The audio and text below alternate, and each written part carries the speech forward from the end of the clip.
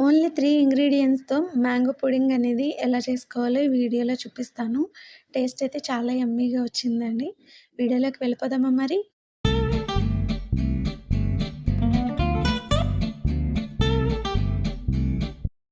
దీనికోసం బాగా పండిన ఒక మ్యాంగోని తీసుకున్నానండి. అది ఏ జాతైనా పర్వాలేదు. ఇది బంగినపల్లి తీసుకున్నాను.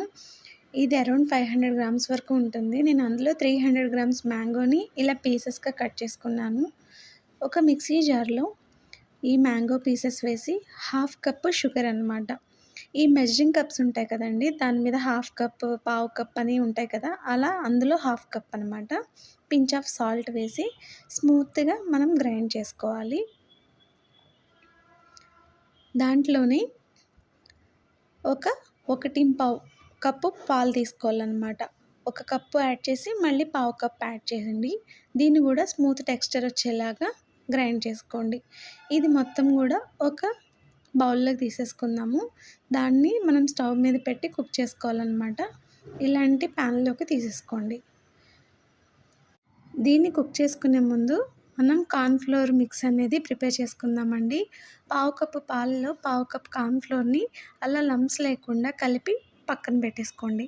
ఇప్పుడు స్టవ్ వెలిగించి మనం ముందుగా ప్రిపేర్ చేసుకున్న ప్యూరీ ఉంది కదా! ఆ ప్యాన్ స్టవ్ మీద పెట్టి ఒక 4-5 మినిట్స్ అండి కంటిన్యూయస్‌గా తిప్పుతూనే ఉండాలి.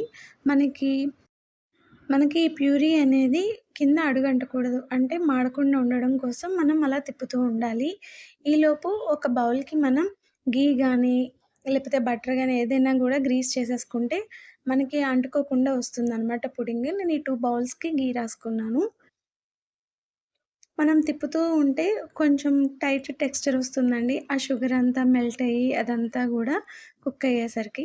అప్పుడు అందులో మనం ఈ కార్న్ ఫ్లోర్ మిక్స్ అనేది మనం కలుపుకోవాలి. కలిపే ముందు మళ్ళీ ఒకసారి దాన్ని విస్కర్‌తో కలుపుకోవాలండి. ఎందుకంటే కొంచెం కిందకొచ్చేస్తుందనమాట పౌడర్ అంతా. ఒకేసారి ఈ కార్న్ ఫ్లోర్ మిక్స్ అంతా యాడ్ చేసేయకుండా కొంచెం కొంచెం తిప్పుకుంటూ మనం పోసుకోవాలి. అప్పుడు మనకి అదంతా బాల్స్ లాగా ఫార్మ్ అవ్వదనమాట.